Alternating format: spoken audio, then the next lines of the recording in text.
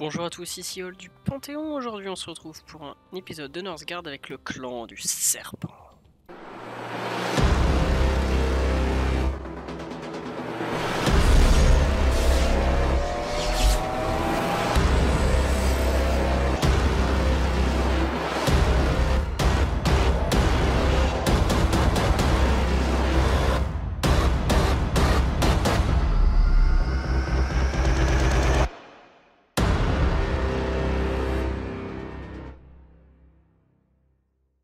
Alors, avantage de départ, donc le tout premier et d'ailleurs le seul, vous démarrez directement avec Signy. Donc c'est votre chef de guerre qui est une femme, qui ne coûte pas de fer et si elle meurt, elle vous coûte de l'or. Elle commence à 15 ans, quand elle meurt, donc elle garde le nombre d'années et chaque année, donc elle augmente en puissance jusqu'à 30 ans. Donc à 16 ans, elle gagne un déplacement accru, donc plus rapide, et elle attaque à distance.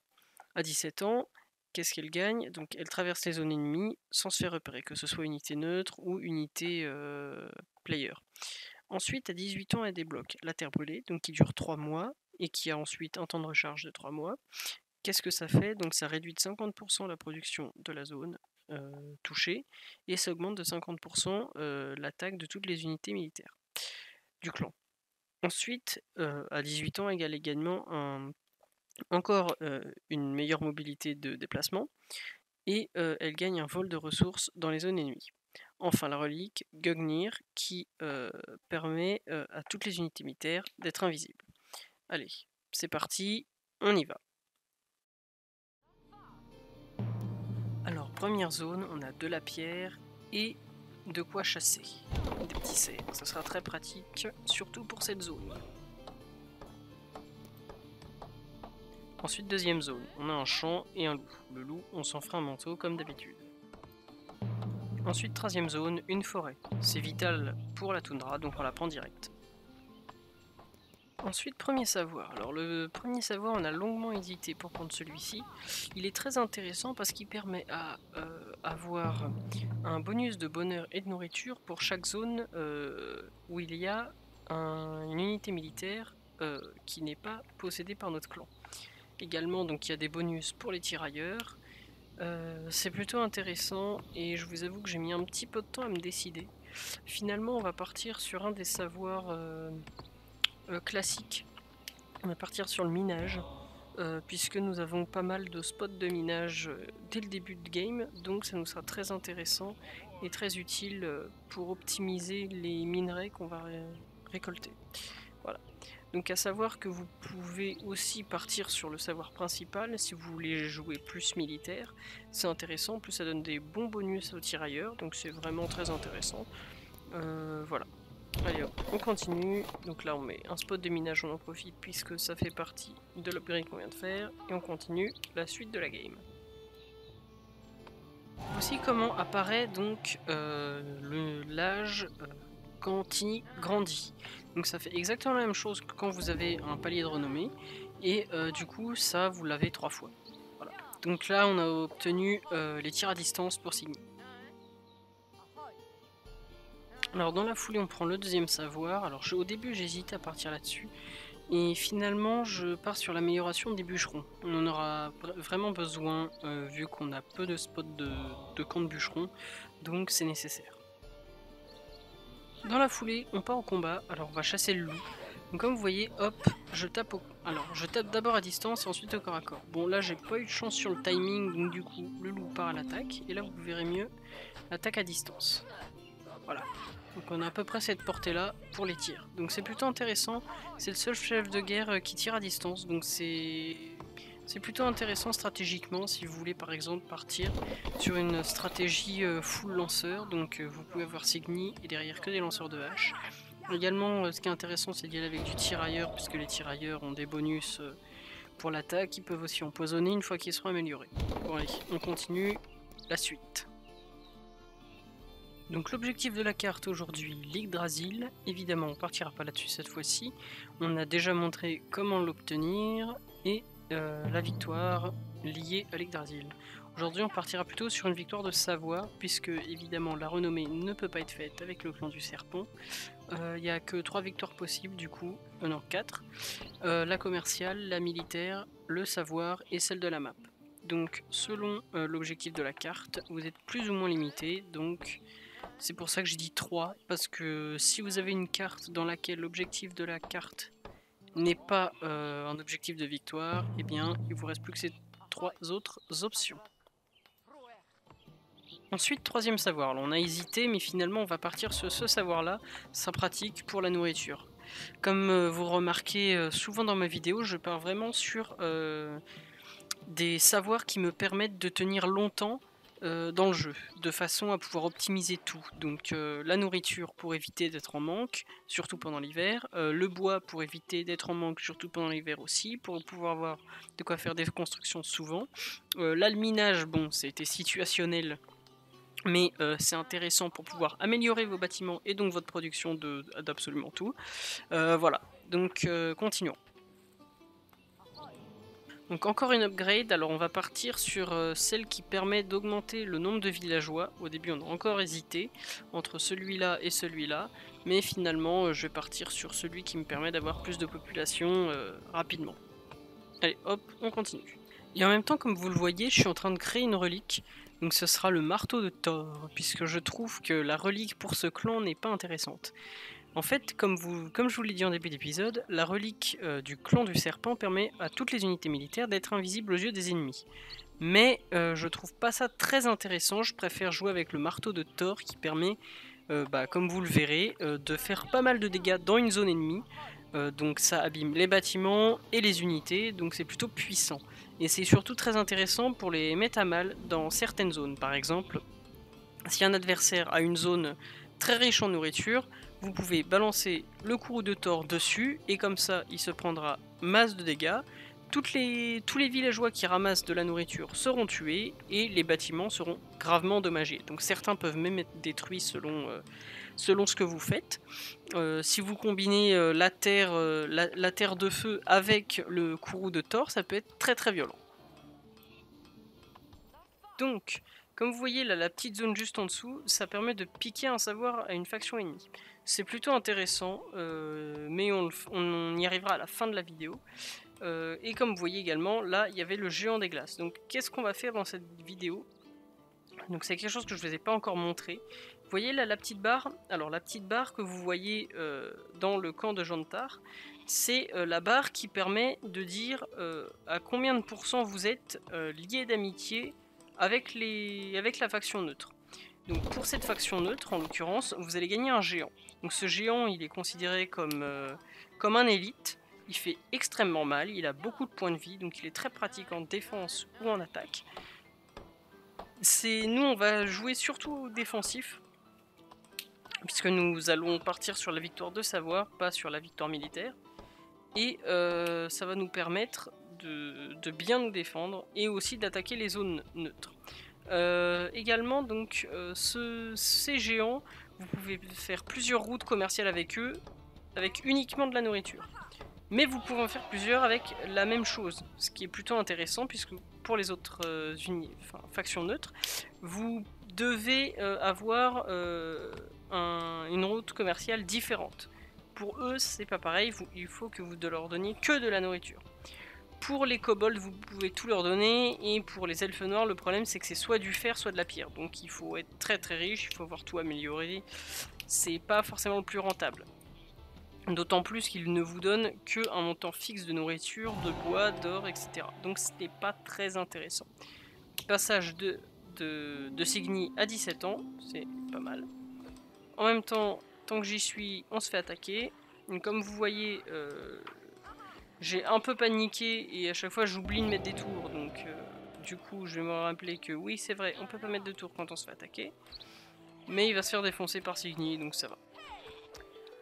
Donc voilà, ça c'est un savoir aussi intéressant du clan du serpent. Vous pouvez piquer un savoir de toutes les factions qui est sur la colonne de la production.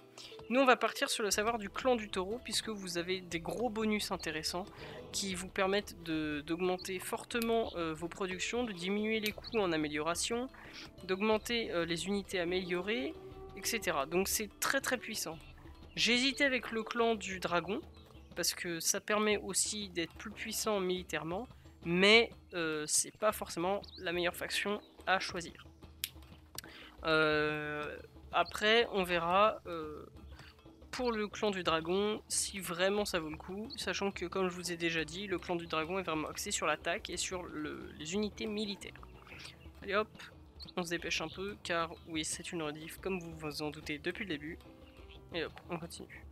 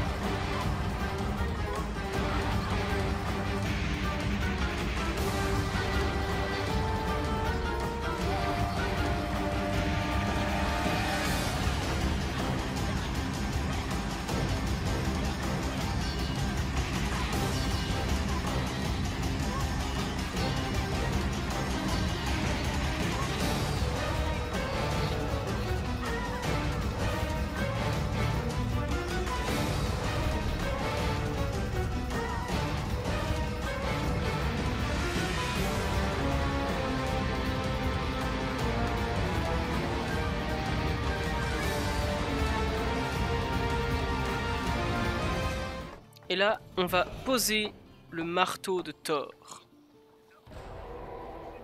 Et voilà, donc c'est simple.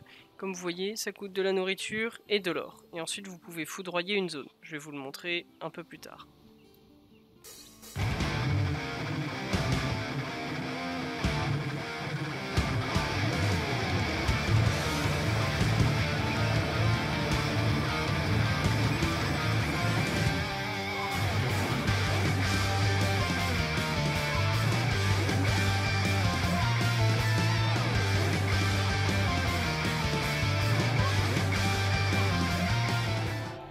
Alors, passage à 18 ans de Signy. Elle obtient la terre brûlée. Donc ça, je vais pas vous le réexpliquer puisque je l'ai déjà expliqué en début de vidéo, donc je vais pas me répéter. Ensuite, vous obtenez également une vitesse de déplacement accrue. Donc à 16 ans, elle en obtient une, à 18 ans, elle en obtient encore une. Et également, vous obtenez la capacité de voler des ressources dans les zones ennemies. Donc ce sera plutôt pratique. Alors je m'en suis pas forcément beaucoup servi, ou j'ai pas fait attention, mais en tout cas ça c'est très pratique sur le long terme. Allez hop, on va continuer notre aventure. Et les gens sont pas contents, mais c'est pas grave.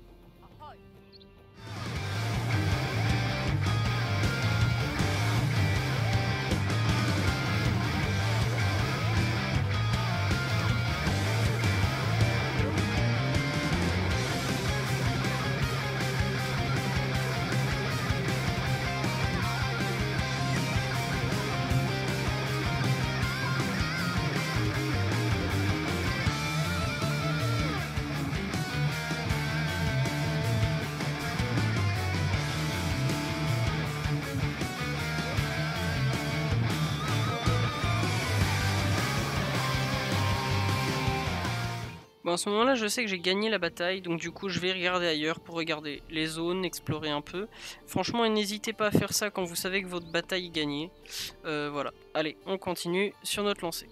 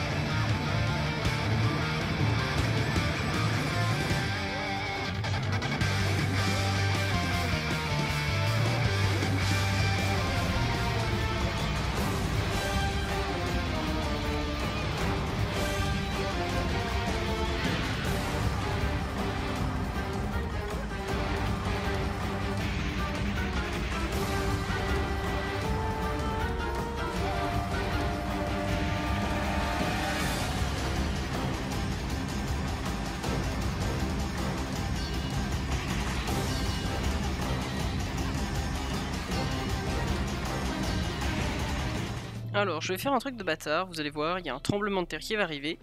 Et du coup, comme dans cette zone-là, la zone de bouffe du clan bleu, il y aura un bâtiment de brûlé, je vais en profiter, je vais lancer un courroux de tort. Donc regardez comment ça se passe. Vous sélectionnez donc sur la relique, ça vous coûte de la nourriture et de l'or, et ensuite vous bombardez la zone. Donc vous allez tuer toutes les unités à l'intérieur, sauf si elles ont énormément de points de vie, et vous allez faire cramer pas mal de bâtiments. Donc ça, c'est vraiment un truc de pute que j'ai fait. Bon allez hop, on continue, je sais j'ai parlé longtemps, mais bon, ça me semblait assez important quand même de souligner que voilà, j'avais fait cramer la zone. Allez hop, c'est parti.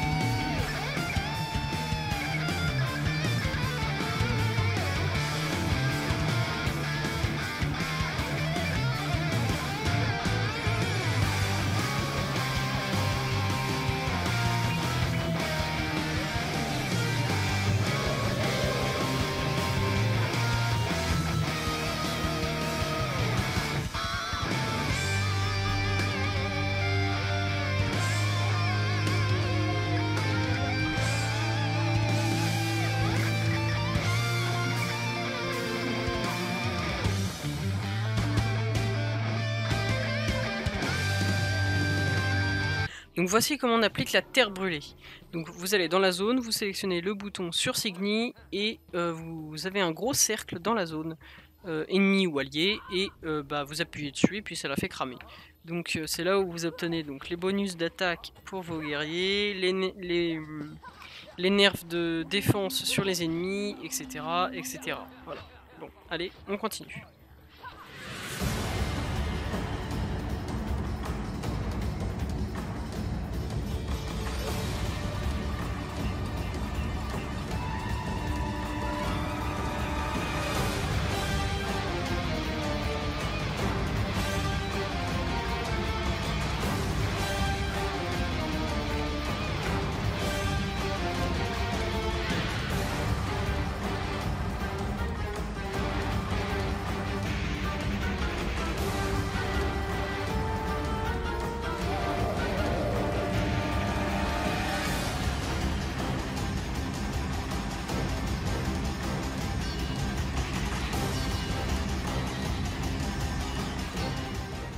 Donc le géant, alors je sais que je vous l'ai montré un petit peu avant, le géant qu'est-ce qu'il fait? Il a fait des attaques de zone, il a énormément de points de vie, beaucoup de dégâts, c'est très pratique pour faire la guerre, c'est très pratique pour prendre des zones, c'est très pratique pour se défendre aussi, il est vachement violent. Allez hop, on continue.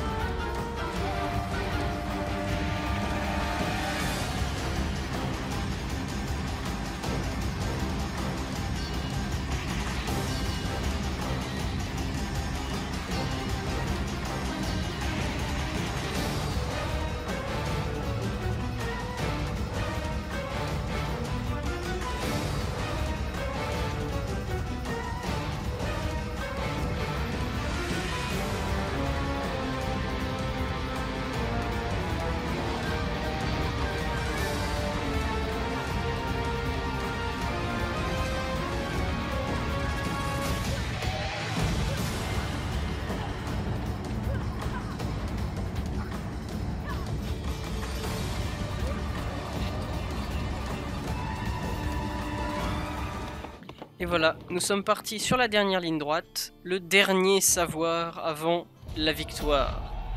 Donc, le clan du serpent, le voici, le voilà. Comme vous avez vu, il est plutôt intéressant. Alors, surtout Signy qui est assez puissant. Voilà, dans l'ensemble, j'aime plutôt bien ce clan, il est assez sympa à jouer. Donc voilà, et puis il est assez polyvalent, si vous voulez faire du savoir ou si vous voulez faire de la guerre, c'est plutôt intéressant de l'avoir. Sur ce, n'hésitez pas à lâcher le pouce bleu, le commentaire, ça fait toujours plaisir, à rejoindre la chaîne YouTube, à rejoindre le Discord également, c'est toujours plaisant. N'hésitez pas aussi à me dire si vous avez apprécié cet épisode, ce que je pourrais améliorer, etc. C'est toujours positif. Voilà, sur ce, c'était Éole du Panthéon, et à la prochaine.